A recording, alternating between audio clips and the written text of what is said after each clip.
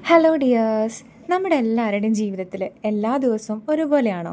ചില ദിവസങ്ങൾ നമുക്ക് സന്തോഷവും സമാധാനമാണ് തരുന്നതെങ്കിൽ ചില ദിവസങ്ങളിൽ ടെൻഷനും വിഷമങ്ങളും സ്ട്രെസ്സുകളൊക്കെ ആയിരിക്കാം തരാം.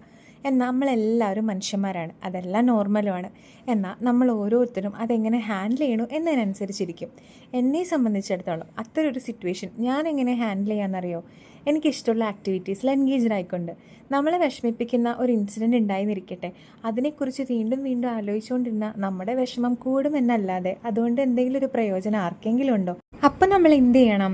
നമുക്ക് സന്തോഷം തരുന്ന കാര്യങ്ങൾ എന്തൊക്കെയാണെന്ന് കണ്ടുപിടിച്ചിട്ട് ഓടി നടന്ന് അതങ്ങോട്ട് ചെയ്യുക.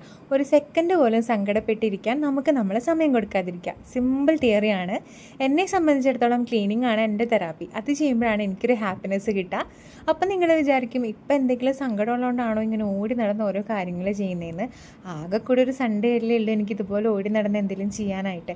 അപ്പോൾ ആ സൺഡേ ഞാൻ മാക്സിമം യൂട്ടിലൈസ് ചെയ്തു, അത്രയേ ഉള്ളൂ. ഈ പറഞ്ഞ കാര്യത്തിൽ എന്തെങ്കിലും ഡൗട്ടുള്ള ആൾക്കാർ ഒന്ന് പരീക്ഷിച്ച് നോക്കിക്കോളൂ കേട്ടോ.